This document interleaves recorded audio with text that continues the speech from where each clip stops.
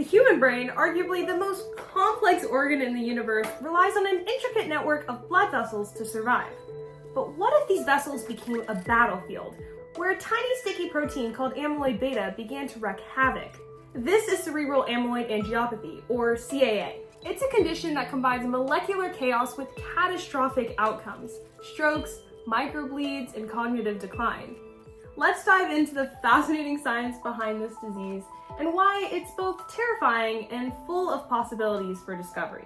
CAA begins with a protein known as amyloid beta, a protein fragment that normally helps maintain brain health. But in CAA, something goes horribly wrong. Amyloid beta doesn't clear out like it's supposed to. Instead, it gets trapped in the walls of small blood vessels in the brain. These clumps stiffen the vessel walls, making them brittle. Imagine trying to bend this dried out pasta. It cracks, right? That's kind of what happens in the brain. When these tiny weakened vessels rupture, it leads to microbleeds, tiny leaks that damage surrounding neurons.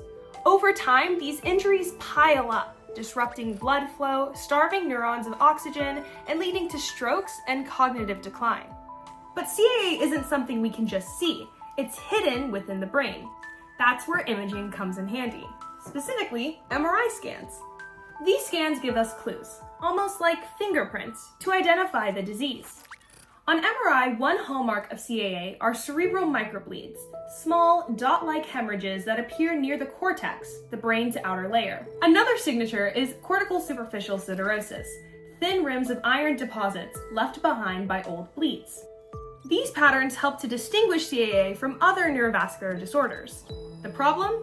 By the time that these signs come up, the disease has already made significant progress. Despite all that we know, CAA is full of mysteries. Why does amyloid beta prefer the blood vessels in CAA, but target brain tissue in Alzheimer's? And why do some people develop severe symptoms while others don't? Researchers are exploring biomarkers, molecules in the brain or cerebrospinal fluid that could give us an early warning before amyloid beta wreaks havoc. It's important to understand the relationships between the signatures of disease within CAA. For instance, research that I did over the summer used machine learning to identify relationships between ischemic and vascular signatures of disease. By training algorithms to recognize patterns in MRI data, we've been able to identify unique biomarkers that separate conditions like CAA.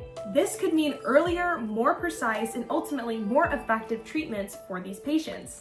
CAA teaches us how fragile yet fascinating the brain is. To me, it's more than a disease, it's a challenge. A challenge that requires curiosity and determination to overcome.